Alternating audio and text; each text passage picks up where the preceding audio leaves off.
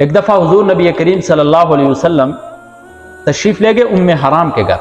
ام حرام عبادہ بن ثابت رضی اللہ تعالیٰ عنہ کی اہلیہ محترم، ام حرام نام تھا۔ گھر تشریف لے گئے، انہوں نے کھانا پیش فرمایا، حضور نبی کریم صلی اللہ علیہ وسلم نے کھانا تناول فرمایا، اور اس کے بعد حضور نبی کریم صلی اللہ علیہ وسلم سو گئے وہاں پر تھوڑی دیر۔ اچانک حضور نبی کریم صلی اللہ علیہ وسلم اٹھتے ہیں اور مسکراتے ہیں، تو ام حرام دیکھتی ہیں کہ حضور نبی کریم صلی اللہ علیہ وسلم مسکرا رہے ہیں، تو سوال کرتی ہیں کہ ما اضحکک یا رسول اللہ، کس چیز نے آپ کو ہنسایا ہے اے اللہ کے نبی، کس چیز نے آپ کو ہنسایا ہے، کون سی ایسی چیز پیش آئی ہے کہ آپ مسکرانے لگ گئے ہیں؟ تو حضور نبی کریم صلی اللہ علیہ وسلم نے فرمایا کہ ناس من امتی عرضوا علیہ، میری امت میں سے کچھ لوگ تھے وہ میرے اوپر پیش کیے گئے، مطلب خواب میں دکھائے گئے۔ کس طرح تھے کہ وہ غزاۃ فی سبیل اللہ، اللہ کے راستے میں وہ جہاد کریں گے، یرکبون البحر، وہ سمندر کے اوپر سوار، مطلب سمندر کے اندر سوار ہو کر کشتیوں پر وہ کیا کریں گے؟ اللہ کے راستے میں جہاد کریں گے۔ کل ملوک علی الاسرہ، میں نے ان کو جنت میں ایسے دیکھا، ایسے بیٹھے ہوئے تھے جیسے ایک بادشاہ تخت کے اوپر بیٹھا ہوا ہے۔ حضور نبی کریم صلی اللہ علیہ وسلم نے ایک پیشن گوئی بھی یہ فرمائی۔ تو ام حرام وہاں پر کھڑی تھی، کہنے لگی یا رسول اللہ ادعو لی، میرے لیے بھی دعا کرو۔ تو حضور نبی کریم صلی اللہ علیہ وسلم نے فرمایا انت منہم، آپ بھی ان میں سے ہیں، آپ بھی ان میں سے ہیں۔ یہی بخاری کے ایک اور روایت ہے ام حرام کی، تھوڑے سے الفاظ کی تبدیلی کے ساتھ۔ ام حرام فرماتی ہیں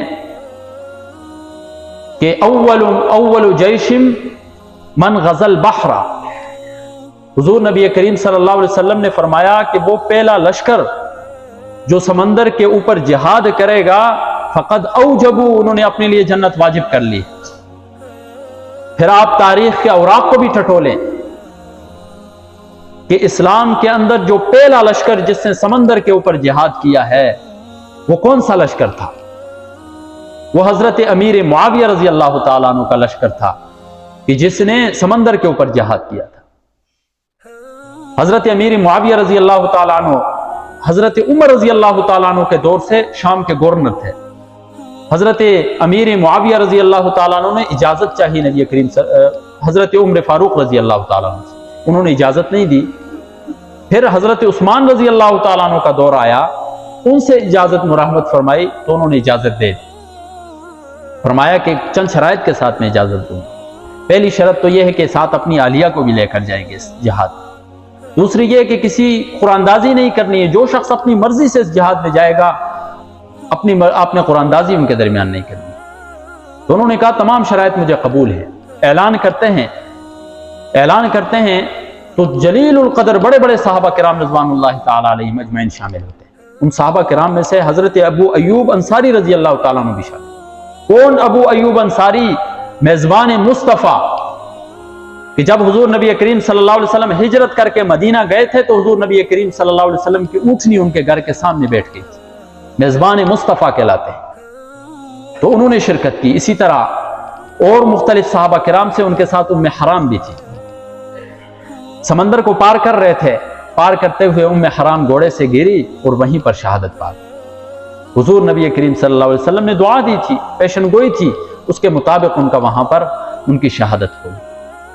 اور تاریخ نے یہ بھی لکھا ہے کہ جب حضرت امیر معاویہ رضی اللہ تعالی عنہ اپنے لاہو لشکر کے ساتھ سمندر کے اوپر سے ہوتے ہوئے قبرص روم کی طرف جب گئے تو جب مسلمانوں کا دبدبا، ان کا روب دیکھا تو انہوں نے وہیں پر ہتھیار ڈال دیے، بغیر لڑے انہوں نے جنگ کو ختم کر دیا۔ اور حضرت امیر معاویہ رضی اللہ تعالیٰ عنہ وہ ہیں جنہوں نے اسلام کے اندر سب سے پہلے بحری بیڑا بنایا جنہوں، اور روم کی جو سپر پاور طاقت تھی اس وقت، جو بحریہ تھی ان کی، اس کو شکست کیا ہے، ان کو پاش کیا ہے۔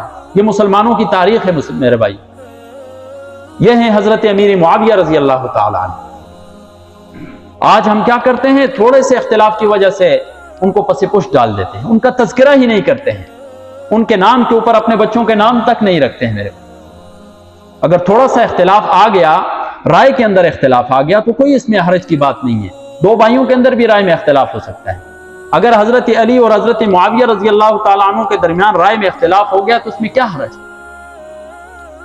اور وہ بھی کوئی اپنی ذات کے اعتبار سے کوئی نہیں تھی. رائے کیا تھی کہ حضرت عثمان رضی اللہ تعالیٰ عنہ کے قاتلین سے قصاص ابھی لیا جائے یا بعد میں لیا جائے، صرف اس کے اندر اختلاف تھا. اور نہج البلاغہ کے اندر لکھتے ہیں حضرت علی رضی اللہ تعالیٰ عنہ کا قول منقول ہے کہ انہوں نے فرمایا کہ حضرت معاویہ کے ساتھ ہمارا جو اختلاف تھا صرف اور صرف اس کے اوپر کہ حضرت عثمان کے قاتلین سے قصاص ابھی لیا جائے یا بعد میں لیا جائے.